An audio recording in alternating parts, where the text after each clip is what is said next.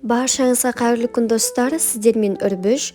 Бүгін каналымызда жұмсақ мақтадай мамықтай тәтті бәліштің қамырын қалай дұрыс жасаймыз, сол туралы көрсететін боламын. Сондықтан видеоның соңына дейін көріңіздер.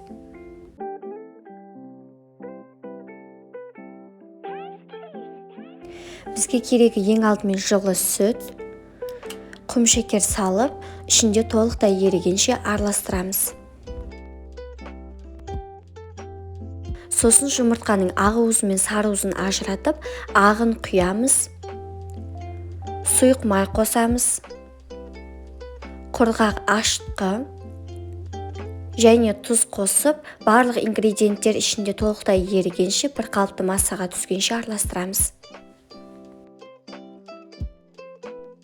Ұнды міндетті түрде електен өткізіп қосыңыз. 3-4 бөлікке қосып, жұмсақ қамыр илейміз.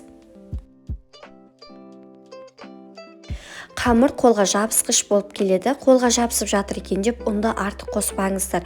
Егер де қатты ыңғайсыздық тудырса, бетіне осылай сұйық майды жағып, ары қарай илей беріңіздер. Артық ұн қоспаңыздар. Бізде жұмсақ сағыз сияқты созылып тұратын жаңағыдай қамыр болу керек.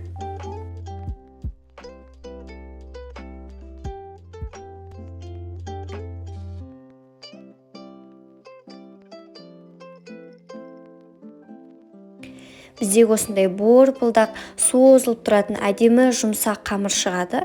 Мұны біз көтерілгенше 40 минутқа бетін жауып, жылы жерге қоямыз.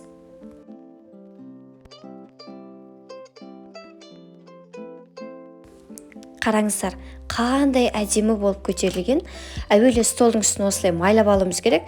Сосын осының үстіне қамырды саламыз. Қамырдың үстінен мүлдем баспаймыз, тек кесуге ыңғайлы етіп аламыз осылай. Сосын тура 6 бөлікке бөліп, кішкене зуалалар жасаймыз.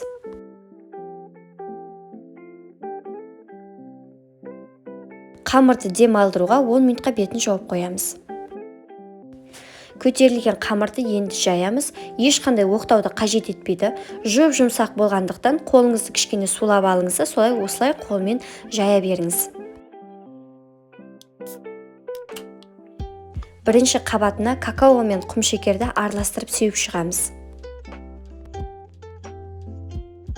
Екінші қамырды жайып, тура осының үстіне беттестіріп қоямыз. Үстіне тағы бір шама созып қолымызбен басып жібереміз. Екінші қабатына мак себеміз. Келесі қамырымызды қойып, бұған какао мен құм шекерді себеміз. Осылай бірінің үстіне бірін қойып жалғастыра береміз.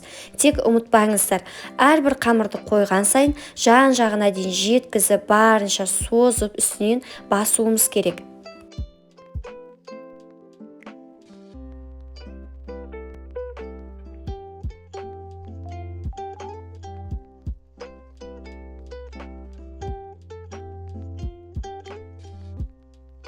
Соңғы қабатына ештеңе сеппейміз, оны осылай төртбұрыш формаға келтіріп, қолымызбен жайып шығамыз. Осы тұрған жерінен 8-9 бөлікке бөлеміз. Шамамен 2 саусағыңыздың көлемі сиятындай етіп, өлшеп кесіп ала бересіздер. Енді видеодағыдай қамырды созып, екі жағын біріктіріп, осылай бұраймыз да табамызға жайғастырамыз.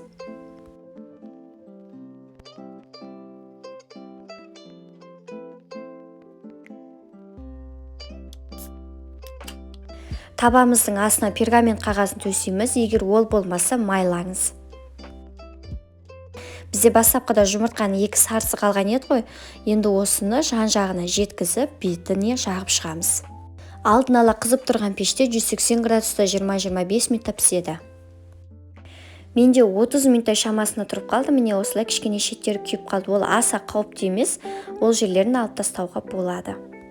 Бұл бір ерекше жұмсақ булочка болды. Мұны сіз целлофанға салып, холодильникте 3-4 күнге дейін кәдімгідей бір аптаға дейін сақтай берсеңіз болады. Меніңше бұл бір дастарханға қойылғаннан ақ таусылып кететін сияқты. Сіздермен бірге болған Үрбіш Әмір. Егер де видео рецепт ұнаған болса, міндетті түрде лайк басып, комментарий қалдыруды ұмытпаңыздар.